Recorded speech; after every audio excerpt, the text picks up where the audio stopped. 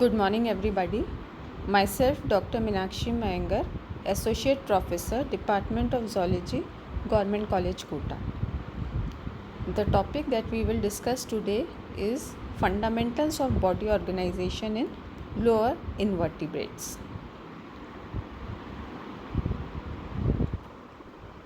Fundamentals of body organization, Part 1. This topic will emphasize symmetry and metamerism in lower invertebrates. What is symmetry? Symmetry in biology is the repetition of the parts in an animal or plant in an orderly fashion. Specifically, symmetry refers to a correspondence of body parts in size, shape, and relative position on opposite sides of a dividing line or distributed around a central point or axis. There are basically 5 main types of symmetry seen in animals. Type 1 is asymmetrical symmetry. In some animals, there are no body axis and no plane of symmetry. Hence, the animals are called asymmetrical. The amoeboid forms, example amoeba, and many sponges have irregular growth pattern of the body and cannot be divided into two equal halves. This is a diagram showing asymmetry in a sponge. It is a diagram of amoeba showing asymmetrical symmetry where the body is having no particular symmetry.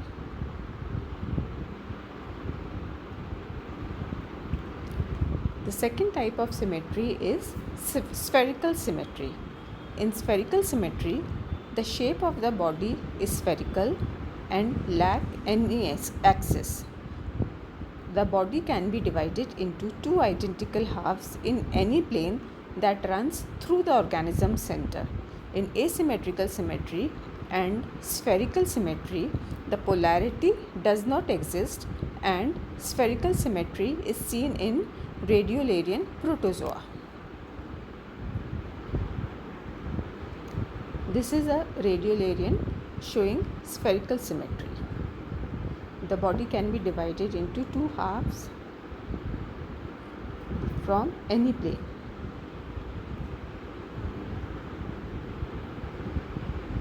The next type of symmetry is radial symmetry. In radial symmetry, the body can be divided into two roughly equal halves by any one of many vertical planes passing through the central axis, like the spokes of a wheel. The animals which exhibit primarily radial symmetry are cylindrical in form, and the similar parts of the body are arranged equally around the axis. The axis extends from the center of the mouth to the center of the arboreal site. Radial symmetry is seen among the sessile and sedentary animals such as sponges, hydroids, anthozoan polyps, medusa, incoelentrates, and sea stars. Special forms of radial symmetry are observed in different groups of animals, such as tetramerous symmetry. Many jellyfishes possess 4 radial canals and the body can be divided into 4 equal parts.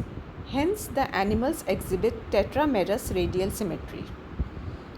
Another form is pentamerous symmetry. Most echinoderms possess pentamerous radial symmetry because the body can be divided into 5 roughly equal parts. The body parts are arranged around the axis of the mouth at orientation of 72 degrees apart. The larvae of echinoderms are bilaterally symmetrical but acquire radial symmetry in adult stages. The radial symmetry of echinoderms is regarded as a secondary acquisition. Next special form of radial symmetry is hexamerous symmetry. Sea anemones and true coral polyps belong to the subclass Hexacorallia or the class Anthozoa. The mesenteries and tentacles are arranged in the multiple of 6. The mesenteries are usually paired and are arranged in the multiple of 6. The body of hexacorallian polyps exhibit hexameric plan and has 6-fold internal symmetry. Octamerous symmetry. The body of octocorallian polyps, subclass Octocorallia, shows octomeric symmetry, octomeric radial symmetry, and contains 8 hollow marginal tentacles and 8 mesenteries, and the body can be divided into 8 equal parts. These are the diagrams showing the different forms of radial symmetry. Number A is radial symmetry in Hydra. Second or B is tetramerous radial symmetry in jellyfish. C is octamerous radial symmetry in a polyp.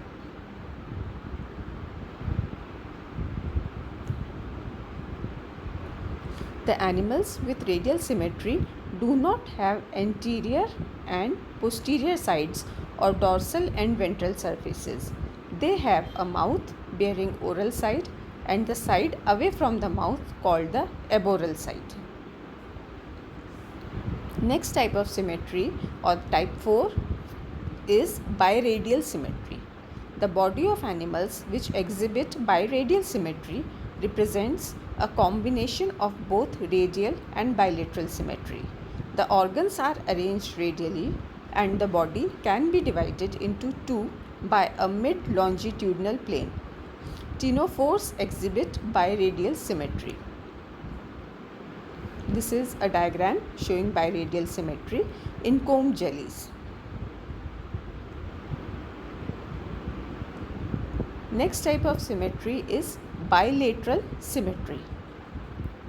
In bilateral symmetry, the body parts are arranged in such a way that the animal is divisible into roughly mirror images half through one plane, basically mid-sagittal plane only.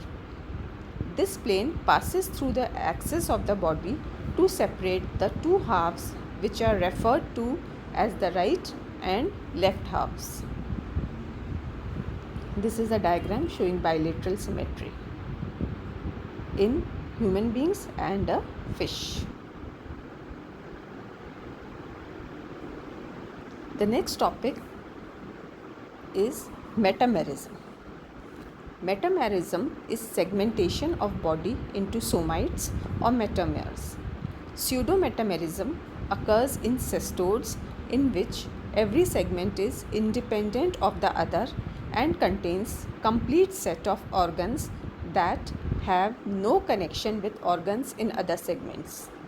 During growth, new segments are added in front, in the neck region, and hence the posterior most body segment is the oldest one and the anterior segments are younger.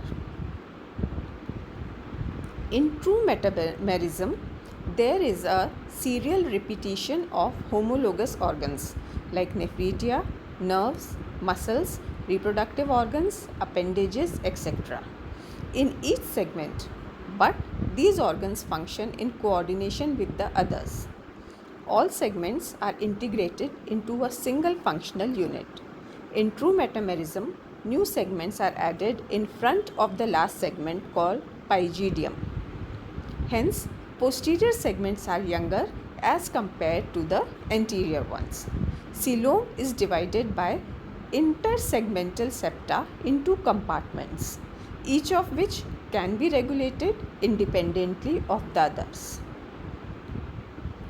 True segmented animals typically have an anterior acron and posterior pygidium and various intermediate segments called metamers or somites. In higher invertebrates such as arthropods, metamerism provides an opportunity for specialization of segments into head, thorax and abdomen, and serially repeated organs could be specialized, resulting in rapid evolution. Evolution of metamerism. It is believed that during the course of evolution, metamerism evolved 3 times independently for different purposes as mentioned below.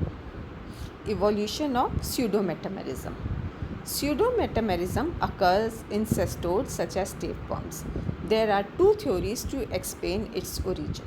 First is fission theory. It was proposed by Perrier in 1882. This theory postulates that pseudometamerism evolved in flatworms by strobilation of body, as happens in strobila of Scyphozoa. Strobilation is aimed to increase the rate of reproduction. Proglottids of helminths are serially arranged segments but in reverse order, and they increase reproductive capacity many times. Hyman in 1951 proposed that pseudometamerism evolved in turbillarians and nemertians first by serial repetition of organs, particularly the reproductive organs, for increasing fecundity. Later, these organs were separated by cross-partitioning of body, producing metamerism. Turbillarians are not segmented, but some have serially repeated organs. Nemertians are intermediate between turbillarians and annelids and possess a specialized coelom called rhynchocoel, in which organs are serially repeated but not separated by septa. Ancestors of metameric animals were perhaps similar to nemertians and archaeannelids such as Polygordius, which are also not clearly segmented animals. Evolution of true metamerism. True metamerism evolved in animals twice independently, once in Annelida and Arthropoda and again in chordates. Metamerism in Annelida. R.B. Clarke in 1964 proposed the locomotion theory to explain the origin of metamerism in annelids. According to this theory, metamerism evolved in annelids as an adaptation to peristaltic locomotion and for burrowing. Annelids possess what is called peristaltic locomotion, which involves shortening and lengthening of body by circular and longitudinal muscles. As the coelom is filled with coelomic fluid, peristaltic locomotion will not be possible unless the coelom is divided by septa, so that high pressure produced by contraction of muscles can be confined to a particular region and it does not affect the whole body. By having metamerism, annelids not only can save energy by keeping high pressure areas in selected regions, but also can control and regulate locomotory movements in different directions. For burrowing in sand and mud, annelids require a hard skeleton, which they do not possess. Hence, they produce what is known as hydraulic skeleton with the help of coelomic fluid and intersegmental septa. Arthropods inherited metamerism from annelids, in which body organs and appendages were serially repeated in each segment. Arthropods used this condition to specialize body organs and reduce their number, as illustrated by Williston's rule of serial homology. Therefore, arthropods specialized